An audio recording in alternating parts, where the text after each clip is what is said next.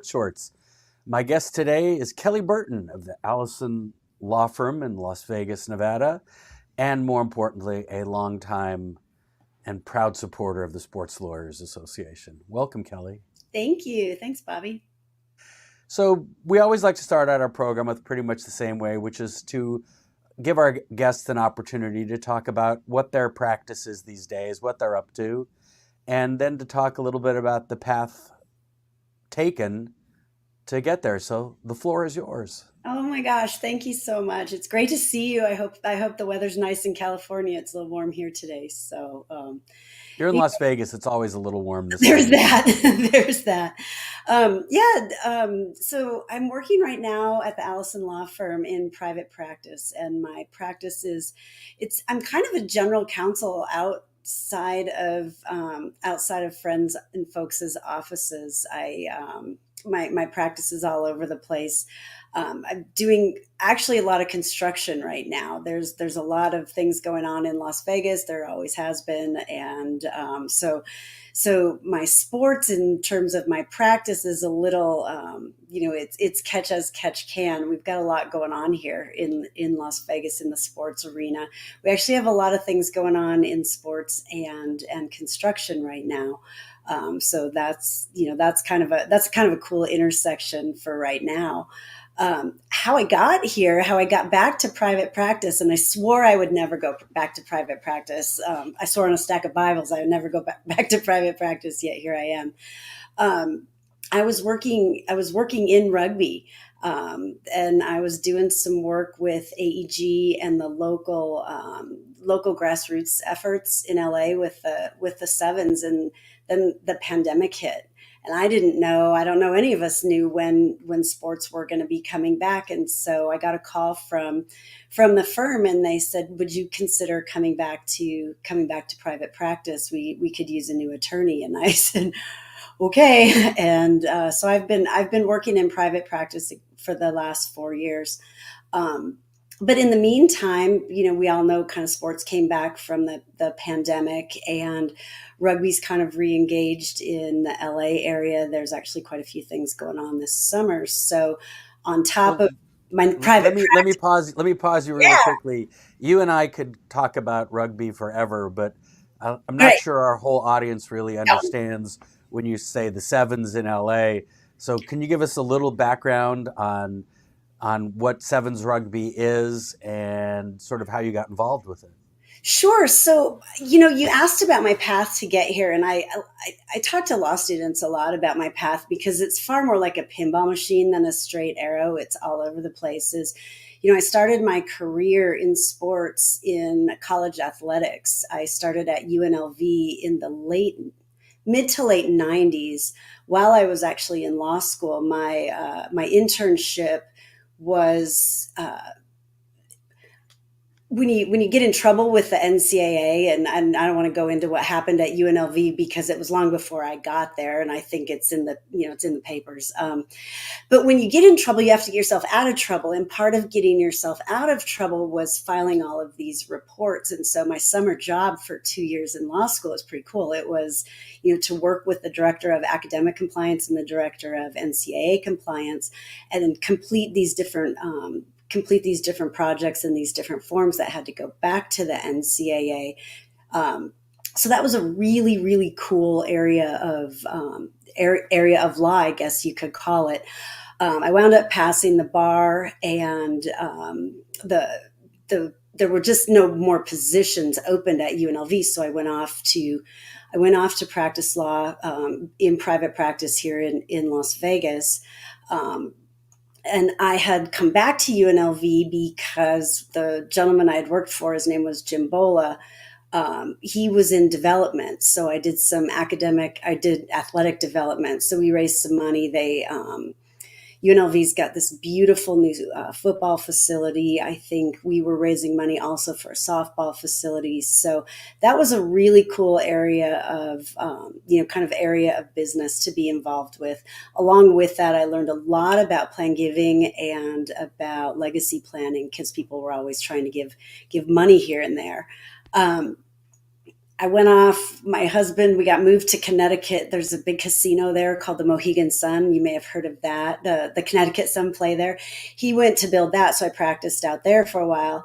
Came back, had two kids, had to take some time off to raise them, and then I get a call from my sister, who said, "Hey, I know you're into sports. There's this new event coming into town, and we're doing school programming. There's teams from all over the world, and they're coming to Las Vegas, and they're coming to visit our schools." And it's like, okay, well, I want to be a part of that. Whatever that is, I want to be a part of it. She says it's rugby. And I said, I remember rugby from law school. That's where they play on Saturday mornings and you drink beer afterwards. And the grad school at the University of Denver had a rugby team at the time. So I was like, I remember this. I remember this. So through that program, believe it or not, through the school program, I really learned a lot about this crazy international sport called rugby. And that's so, kind of what I learned is rugby's sort of in the middle of soccer and football, and its most, in its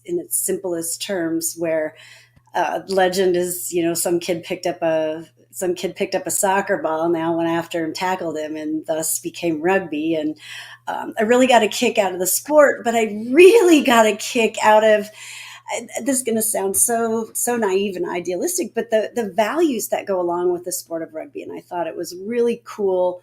It worked really well as in terms of education. My kids were that age. So that's, believe it or not, how I got into rugby through the school program. Well, it's interesting because you sort of got the story right. It became called rugby because it was created at rugby school in England. Right. And the legend is a guy named William Webb Ellis, in the midst of a soccer match, a football match, picked up the ball and ran it into the goal. And that is how football was played at rugby. And that's how the sport began. But sevens, it's interesting, the development of the sevens sport, because it comes out of rugby union, which is the 15-person game. And sevens was, for years, originally started in Scotland, and it was sort of an off-season game with only 7 players instead of 15, shorter periods. And I always saw it as the gateway drug for Americans to understand the sport, because a lot less moving parts. And in fact, the U.S. has been far more successful internationally in sevens than they ever have been in 15s, other than those 19, 20, and 24 Olympic gold medals. But that's 100 years ago. We won't delve on that. But you made a really interesting comment about, wanting to get back involved in sports. And you were just talking about sort of this backdoor entry into the sports world through the schools program.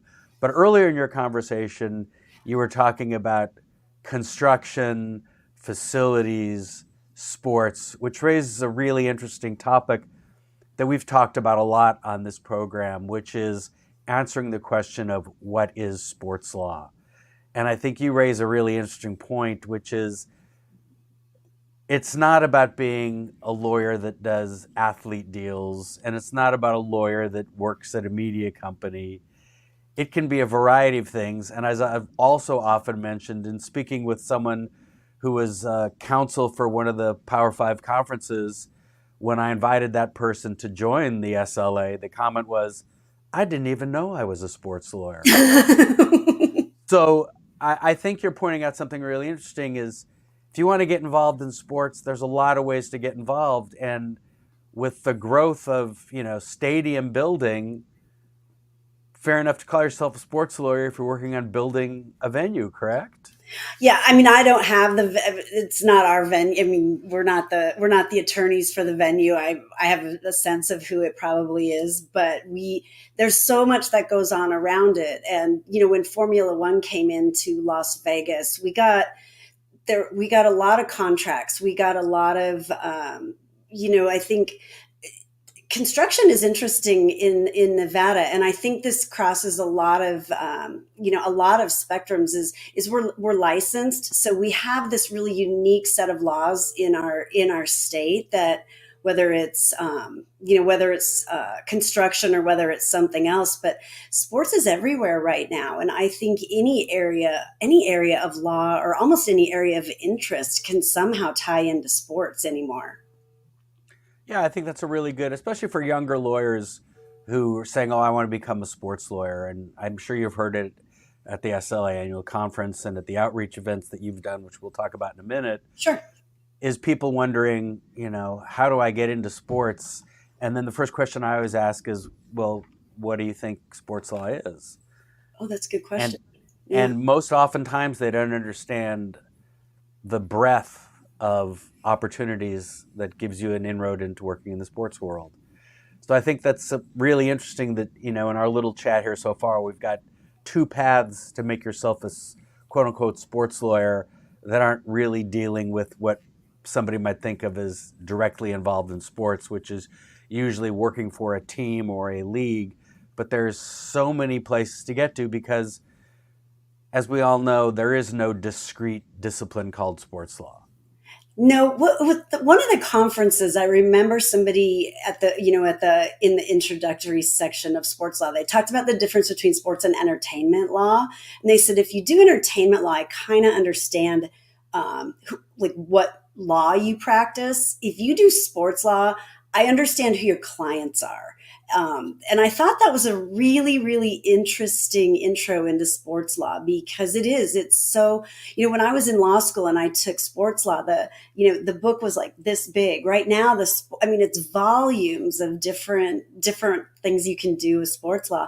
And that, don't even get me started on the intersection of sports and gaming, which is its own kettle of fish right now, which is actually kind of how I got into the discipline and integrity part of rugby, which is where I see you at the LA events periodically. So there, that's becoming, what are we into the 30s in the number of states that have sports betting that are legal right now, I think. And the cool thing is I was involved with rugby in their sports betting integrity in 2014 or 15. So well before PASPA was overturned, which is really kind of cool because, here in Las Vegas, we'll bet on anything. And, there were kind of mini lines, if you will, on the sevens tournament that was here. And, to your point, sevens, it's smaller teams or, smaller rosters, 16 teams, lots going on, lots of people putting $10 on their team to win. And I remember I never did it, but I remember seeing a couple people that I was like, hey, is this person supposed to be betting on this match? And I started asking questions, and you don't ask questions because that's how you get pulled in. Well, it's really interesting, and you've talked about this sevens event that's in the U.S. and it's been around for quite a while now. It started in Los Angeles, moved to San Diego, went to Las Vegas. Now it's back in Los Angeles. Hopefully, it'll stay here. I hope so. We always hear the rumblings, but as you've gotten more involved in it, in the program, and you're a lawyer, obviously, you've gotten involved in the disciplinary panel. And that's a whole other area of sports law. People often think about, they see it more in the Olympic world where somebody fails a drug test. Right. You've just alluded in the gambling space to the integrity issues. Talk a little bit about, if you won't mind, if you don't mind, talk to us a little bit about your role as a disciplinary officer with the USA Sevens. So the role stemmed from my curiosity in sports betting integrity. Is for a couple of years the World Rugby, which is the international governing body for rugby, both 15s and sevens, rugby union. I had a position called an integrity officer, and it was someone who was on the ground, kind of, if there was a sports betting issue, somebody could deal with that as it happened. I don't know that they really use that role as much anymore because, particularly in the U.S., because we've got all the sports betting integrity companies who are there. The the World Cup the Sevens World Cup was in San Francisco in 2015, and World Rugby had asked me to join them as an integrity officer and to kind of learn this process called designated disciplinary officer. And in rugby, Regulation 17 is our foul play. Is our foul play regulation. But if there is an issue, an instance on the field or on the pitch, if there's a red card or if it's cited, which is a red card kind of after the fact to keep it simple, there is a hearing process that can result in a sanction. So there's three parts to that particular process. You've got either the referee who issues the red card off on the field, or you've got a citing commissioner who has reviewed something and has issued the equivalent of a red card off the field. Then you have what's called a judicial officer, who is a former rugby player and an attorney. There's usually a panel. Sevens, it moves a little too fast for a panel, but that panel will then decide if there's a sanction, or if there's, will either uphold or not uphold the red card or issue a sanction if that's appropriate. The piece that I do is kind of the fiddle in the middle. So what I've become really astute is at the process. So because I never played rugby, because I'm not an official, I've actually been trained as a citing commissioner. I've passed that test, and I've passed the test as the judicial officer. But it's the administrative part in the middle that is my role as a disciplinary officer. And I get a kick out of that. You still get to, you still go to the events. You're part of the disciplinary process.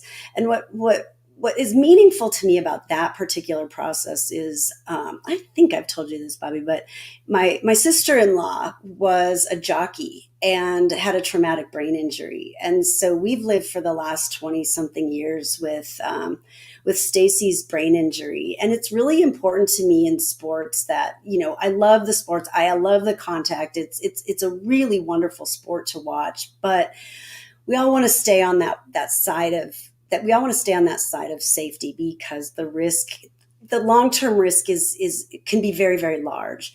And as few times as it happens, we love the game, we love the sport. But it's important to me to just, to make sure to play my part in that particular part of the sport. And I was a cheerleader growing up, so, I'm not that go get him, but I just feel like it's a role that I can play inside rugby and keep it light and keep it cheerful, but keep it serious, and make the process something that's easier to understand, ask questions, while the referees and the citing commissioners are doing their job on this side, and the judicial officers are doing their job on that side. And we have some amazing citing commissioners and judicial officers, let me tell you, really, really amazing humans. Now, does that panel change from tournament to tournament, or is it a set group of folks that are filling those roles? I think what you might say is there's a pool of citing commissioners, and there's a pool of trained judicial officers, and World Rugby will appoint those as appropriate for whatever the different event is. So that's how that goes. So I'm just curious, and I have no idea, but is every yellow card and every red card reviewed post-match? I would say no. What is reviewed is, and you can go online. I'm not telling you something that's proprietary, but World Rugby has developed what they call their head contact process. And that's basically, is there head contact? Is there foul play? Is there mitigation? And so they've really streamlined and structured what World Rugby believes to be the head contact process. So if it's a yellow card for, a deliberate knock on, or two yellow cards that make a red card for two deliberate knock ons, the red card, you'd have to go see the judicial officer, yes. But they're not going to look at that yellow card again unless they suspect some level of foul play. So the citing commissioners, particularly in sevens, they're watching this in real time. And if they're going to review something, they push this easy button and then they'll take a look at it after the fact. In the 15s match, they have a longer period of time to review it. So they just review things that they may notice. There's also part of the process where where an opposing team can make a referral that says, hey, we saw something or something happened or we've got this clip, and we want you to take a look at that. And that does happen as well. Yeah, well, that's always one of the big problems, even with the advent of instant replay, there are some old analog driven people who say the game is the game. If you didn't see it, it didn't happen. But with the advent of video and whatnot, it seems there's more instances of taking a look and saying either, that should have been a red card, lifted his hips above the ground, drove his head into the ground, red card wasn't awarded, we're going to give that after the fact. Or reviewing it and saying, oh no, we missed that. It shouldn't have been a red card because there wasn't the intent. In fact, he did bring his arms around to make a tackle, whatever. So that sort of changes the game. And I think it's very interesting that we've taken sport from the immediacy of it and sort of extended the game. We're extending what's happening. Used to be red card was red card was red card. You missed 4 games, 5 games, whatever they decided on. Right. Now, maybe it shouldn't have been a red card and you can play in the second half of the next match. So I think that's a fairly big change in the sport generally.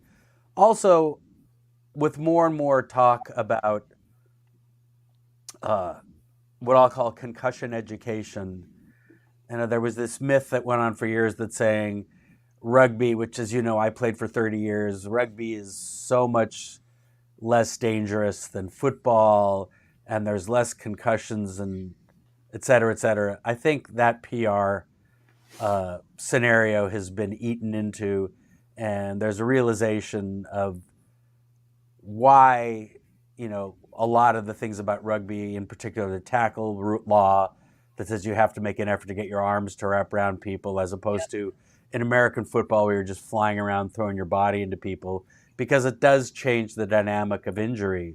So I think, and I'm just curious to know from your perspective, have you seen a growing acceptance into the reality of concussion protection in the sport vis-a-vis your role in the disciplinary world? So you're asking me if my interactions with the teams and the players, if they're more accepting to it than maybe they were at the very beginning. Sure, that's And part of it. I think that's the case. I really do. And it's funny because every tournament's different. The sevens is on a series, and I kind of like to find out if I'm appointed to a particular tournament here in North America. I do kind of like to know what went on in the last couple tournaments before this, because you can sort of sense, or I can sort of sense, kind of like how people are being coached. And I'm sure if I can do it, anybody who's kind of way smarter in rugby than I am can do it. But you can start to sort of see patterns, and it is really interesting to me who the coaches and the players, they understand this a little bit better. I think they've looked at some of the material that comes from World Rugby. I think they're doing their best to kind of understand it, while at the same time being true to the game of rugby. So, I do hear a little bit of, well, that was a rugby hit. Well, that was a rugby play.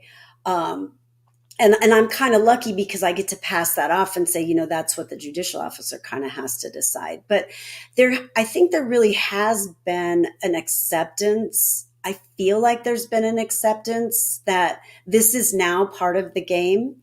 So yeah, I feel more comfortable if I have to go up to somebody and say, hey, you know what, I've got player XYZ. They're looking at this player for a site, and they'll ask, and they'll ask questions, and they'll kind of try to figure it out. But I don't get the pushback that I did before. Well, I think that's important, that people understand it. And sure, and I just want your thoughts on this, which is if you're playing a sport with collisions and extreme contact, the question is not whether you outlaw it, but is it risk assessment? Ought the players to understand the inherent risks and accept those risks before they enter into it? You know, it's what you learn in the first year of torts. Right, Assumption right, of the risk.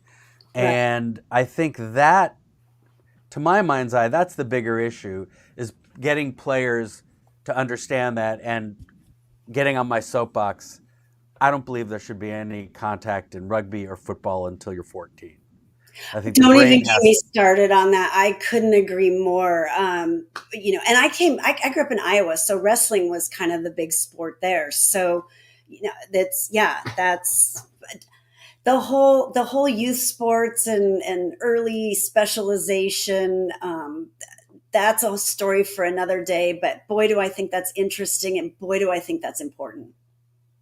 Well, I couldn't agree more, having been around it and realizing that, I think what the public misses, and even in a game like rugby, where they see nobody's wearing helmets, so you don't have the necessary head to contact that you have guys using helmets in football. But there are instances where you see head on head collisions, and those are two guys lying on the field not feeling so good, Mhm. which is an improvement that they're taking these people off the pitch for a minute or an evaluation period. Because most of my career, if you said, no, I feel fine, you kept playing, In you go. which Yeah. is crazy. And what I think people also don't understand in the space is that it's not only about concussions, it's about concussive movements, pounding on bodies. And that's all about hitting your head. It's about your body getting jarred. And I think we're finally getting to a place where people are understanding that.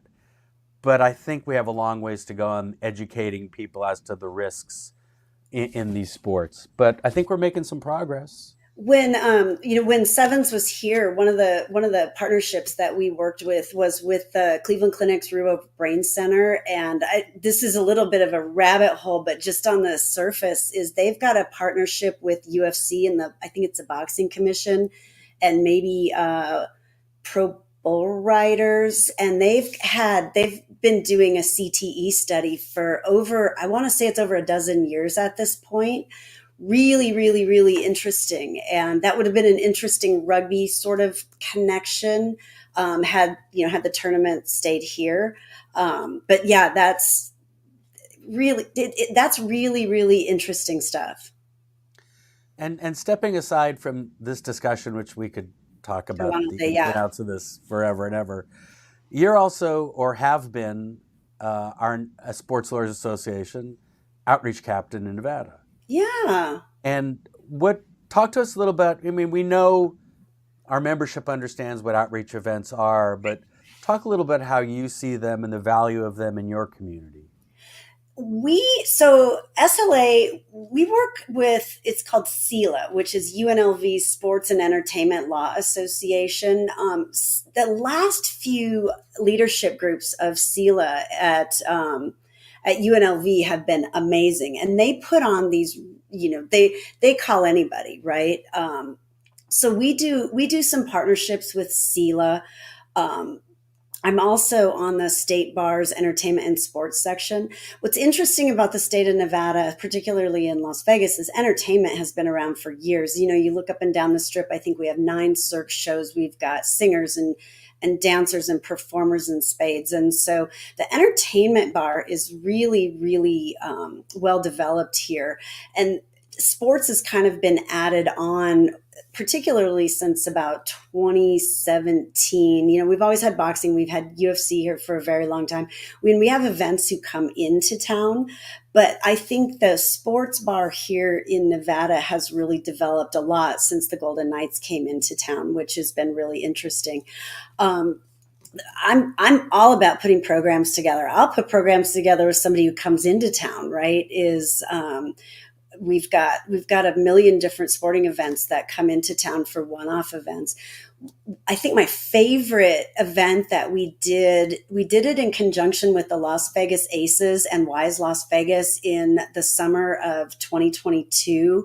We did a That's a natural connection right there. we did a great Wise and a Title women's IX. basketball team. Yeah. Yeah, we did a great Title IX event, and Allison Rich from the Sports Lawyers Association was in town that weekend in preparation for NACTA. So she was on the panel along with Nikki Fargas, who's the president of the ACEs, Dr. Nancy Lowe, who is the director of the Sports Innovation Institute in at UNLV, which is a really cool really cool event. Lindy LaRoque, who is the UNLV basketball coach, and oh no, I'm forgetting one person, and I feel bad about that. I'll come up with it when I'm not thinking of it. But that was a couple years ago, and that was really special. I've started working also in Reno with the Washoe County Board or Bar Association. The Las Vegas Aces are in Las Vegas. The Reno Aces are the Diamondbacks affiliate in Reno. So they're kind of maybe interested in doing something with the general counsel from the Aces, who's always game for something. So um, we're kind of developing that. Um, I don't really have any super special things planned just yet. We're doing our second annual tailgate with UNLV. So the UNLV students, boy, they are hustlers. They want to meet people. They want to get in there. I think there's 5 or 6 of them who show up at the conference now. So we went from like 4 members in like 2015 and 2016 in the Las Vegas area. I think we're almost 20 now. So, the percentage of increase in SLA members is great. Well, that's really a great development, and we really appreciate. We can one of the things that we're looking at for the fall is really getting more partnerships with some of the with some of the outreach events that do come into town. It's a little tricky. Some communities, and I've learned this in the SLA forums that we've had. Like their hockey teams are trying to get people to their events, and we don't have that problem just yet. Is all of our sports are still really really new, and everybody really really loves to go see them. So, we're always looking for good partners and good events to go do these programs with. Well, look, it makes it easier when your hockey team goes to the Stanley Cup Finals in its first year, when your basketball team wins the WNBA championship, when the Raiders show up because their fan base is their fan base and it's going to sell out every time. Yep. And thankfully, they're going to blow up the Tropicana and build a baseball diamond, which will be great. I was over there. I was on the strip over the weekend. They're picking that thing apart. So when I find out when the implosion is, I'll let you know. Yeah. Well, for those of you been to Vegas, it's a hotel that has served its purpose for far too long, I would say. And it'll be interesting. And I guess the next thing is when's the NBA going to make it? And I'm sure that's not too far away from the NBA making Vegas. I don't have any inside track, but I have a really good feeling about it. I really do. Where they're going to land is a whole different story, but I have a really good feeling that we're going to be a Big Five city before too long. Yeah, I agree. Look, I mean, I worked with the NFL for many, many years, and the story I like to tell is we got called out once on our pregame. We were doing a comedy skit, and in the background was that famous print of that picture, dogs playing poker. And the NFL said, you're showing gambling in your pregame. I was like, huh? The picture, I go, you're kidding, right? And then last year, the Super Bowl was in Vegas. Right. So things do change. Anyway, look, taking a lot of your time today. Thank you so much. Really appreciate your stepping up and joining us on our little podcast. For those of you that aren't members of the Sports Lawyers Association, you can go to sportslaw.org and become a member. We're on annual membership, so if you're still haven't been listening to me and think that when's my renewal coming up? Because I joined in June. No, we're on an annual renewal basis. Everybody's membership expires at the end of December. So if you haven't renewed, renew. And if you're not a member yet, what are you waiting for? Anyway, Kelly, thank you so much for taking the time Thank you, today. Bobby. Really appreciate it. And I'll see you around somewhere soon. Thanks Okay. again for joining us.